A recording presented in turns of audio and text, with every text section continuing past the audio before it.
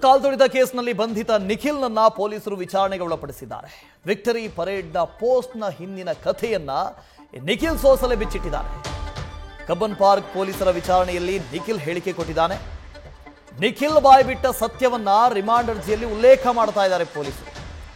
ನಾಳೆ ಆರೋಪಿಯನ್ನ ಕಸ್ಟಡಿಗೆ ಪಡೆಯೋದಕ್ಕೆ ಸಿಐಡಿ ಟೀಮ್ ಕೂಡ ಪ್ಲಾನ್ ಮಾಡಿಕೊಂಡಿದೆ.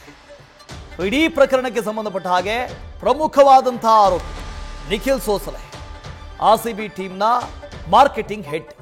ಈತ ಮಾಡಿರೋದೇನು? ಪೋಸ್ಟ್ ಮಾಡಿರೋದು 3 ಗಂಟೆಗೆ ಸರಿಯಾಗಿ ಎಲ್ಲರೂ ಬನ್ನಿ, ವಿಕ್ಟರಿ ಪರೇಡ್ ಇರುತ್ತೆ, ಉಚಿತ ಪ್ರವೇಶವೂ ಕೂಡ ಇರುತ್ತೆ, ಬನ್ನಿ, ಟಿಕೆಟ್ ಕೊಡ್ತೀವಿ ಬನ್ನಿ, ಈ ಥರ ಪರ್ಮಿಷನ್ ಇಲ್ಲದೇನೆ ಪೋಸ್ಟನ್ನು ಹಂಚಿಕೊಂಡಿದ್ದ. ಇದೇ ಈತ ಮಾಡಿರುವಂಥ ಮಹಾಪರಾಧ. ಸೊ ಪೊಲೀಸರು ಆತನನ್ನು ವಿಚಾರಣೆ ಮಾಡ್ತಾ ಇದ್ದಾರೆ. ಆ ಪೋಸ್ಟ್ಗೆ ಸಂಬಂಧಪಟ್ಟ ಹಾಗೆ ಸತ್ಯವನ್ನು ಕಕ್ಕಿಸ್ತಾ ಇದ್ದಾರೆ. ನಿಖಿಲ್ ಏನು ಹೇಳಿದ್ದಾನೆ? ವಿಕ್ಟರಿ ಪೋಸ್ಟ್ ಹಾಕೋದು ನನ್ನೊಬ್ಬನ ನಿರ್ಧಾರ ಆಗಿರಲಿಲ್ಲ. ಈ ಬಗ್ಗೆ ಮ್ಯಾನೇಜ್ಮೆಂಟ್ KSCA ಜೊತೆಗೆ ಚರ್ಚೆ ಆಗಿತ್ತು.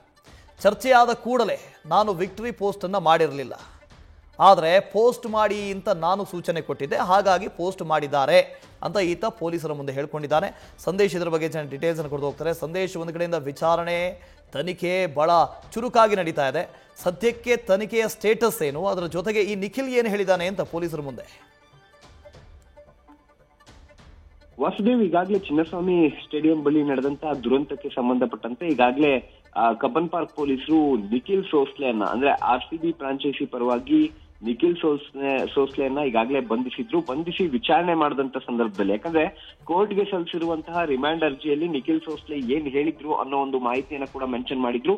ಅದರಲ್ಲಿ ಪ್ರಮುಖವಾಗಿರುವಂತದ್ದು ಈ RCB ಸೆಲೆಬ್ರೇಷನ್ ಇದೆ ಅಂತ ಏನ್ ಪೋಸ್ಟ್ ಅನ್ನ ಹಾಕಿದ್ರು, ಅದಕ್ಕೆ ಸಂಬಂಧಪಟ್ಟಂತೆ ಯಾರು ಈ ಪೋಸ್ಟ್ ಅನ್ನ ಹಾಕಿದ್ದು ಅಂತೇಳಿ ನಿನ್ನೆ ವಿಚಾರಣೆ ಕೂಡ ಮಾಡಿದ್ರು. ಆದ್ರೆ ಮೊದಲಿಗೆ ನಾನು ಈ ಒಂದು ಪೋಸ್ಟ್ ಅನ್ನ ಮಾಡಿಲ್ಲ ಅಂತ ಹೇಳಿದಂತ ನಿಖಿಲ್ ನಂತರ ಯಾವಾಗ ಪೊಲೀಸರು ತೀವ್ರವಾದ ಒಂದು ಡ್ರಿಲ್ ಅನ್ನ ಮಾಡೋದಕ್ಕೆ ಶುರು ಮಾಡ್ತಾರೋ, ಆಗ ಪೋಸ್ಟ್ ಮಾಡೋದು ನನ್ನೊಬ್ಬನ ನಿರ್ಧಾರ ಆಗಿರ್ಲಿಲ್ಲ.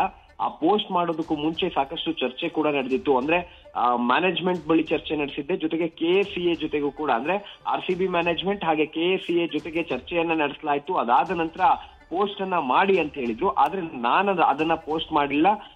ಕೆಳಗಿದ್ದಂತ ಆ ಸಾಮಾಜಿಕ ಜಾಲತಾಣಗಳನ್ನ ಯಾರು ಹ್ಯಾಂಡಲ್ ಮಾಡ್ತಾರೆ, ಆ ಪೋಸ್ಟ್ ಅನ್ನ ಹ್ಯಾಂಡಲ್ ಮಾಡೋರ್ಗೆ ನಾನು, ಅಥವಾ ಫೇಸ್ಬುಕ್ ಅನ್ನ ಸೋಷಿಯಲ್ ಮೀಡಿಯಾನ ಯಾರು ಹ್ಯಾಂಡಲ್ ಮಾಡ್ತಾರ ನಮ್ಮ ಟೀಮ್ ಅಲ್ಲಿ, ಅವ್ರಿಗೆ ನಾನೇ ಸೂಚನೆಯನ್ನ ಕೊಟ್ಟು ಈ ಒಂದು ಕಂಪ್ಲೀಟ್ ಏನು ಪೋಸ್ಟ್ ಅನ್ನ ಮಾಡಿಸಿದ್ದೆ ಅಂತ ಹೇಳಿ ಈಗಾಗಲೇ ನಿಖಿಲ್ ಸೋಸ್ಲೆ ಪೊಲೀಸ್ ಅಧಿಕಾರಿಗಳ ಮುಂದೆ ಹೇಳಿದ್ದಾರೆ. ಜೊತೆಗೆ DNA ಜೊತೆಗೂ ಕೂಡ ಈ ಒಂದು ಕಾರ್ಯಕ್ರಮದ ಕುರಿತಂತೆ ಚರ್ಚೆಯನ್ನ ನಡೆಸಿ ರೂಪುರೇಷ ಚರ್ಚೆಯಾದ ನಂತರವೇ ನಾವು ಈ ಒಂದು ಪೋಸ್ಟ್ ಅನ್ನ ಮಾಡಿದ್ದು. ಅಂದ್ರೆ ಕಂಪ್ಲೀಟ್ ಆಗಿ DNA, KSCA ಹಾಗೆ ಮ್ಯಾನೇಜ್ಮೆಂಟ್ ಜೊತೆ ಚರ್ಚೆಯನ್ನ ನಡೆಸಿ ಅವರು ನಮ್ಗೆ ಇನ್ಸ್ಟ್ರಕ್ಷನ್ ಅನ್ನ ಕೊಟ್ಟಿದ್ದಕ್ಕೆ ನಾನು ಈ ಒಂದು ಪೋಸ್ಟ್ ಅನ್ನ ಹಾಕೋದಕ್ಕೆ ಇನ್ಸ್ಟ್ರಕ್ಷನ್ ಅನ್ನ ಕೊಟ್ಟಿದ್ದೆ ಅಂತ ಹೇಳಿದ್ದಾರೆ.